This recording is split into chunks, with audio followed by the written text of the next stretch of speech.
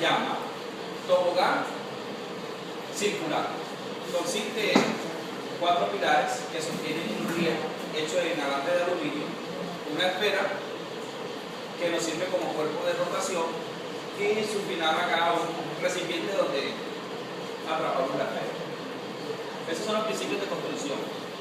Lo hicimos de esta manera con el fin de aprovechar el peso, el principio de conservación de la energía, para explicar un poco sobre cómo funciona el experimento. Lo primero que hacemos es colocar la esfera en el punto más alto, sin empujarla, solamente la soltamos. Nos damos cuenta que empieza a bajar o a caer.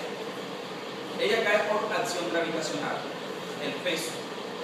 Lo que origina que la partícula, desde un punto más alto, descienda y experimente una variación de velocidad. Como nos damos cuenta, empieza a bajar un poco más rápido cada vez que empieza a girar por su propio peso. Ella experimenta una aceleración debido a nuestro campo gravitacional.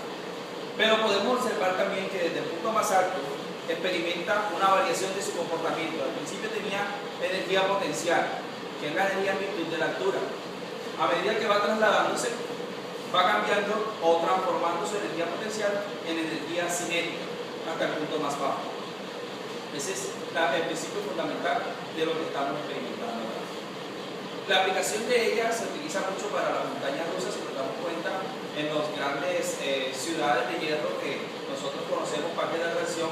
Lo que hace es llevarnos a la cumbre más alta del parque y de allá, por acción gravitacional, se desciende normalmente.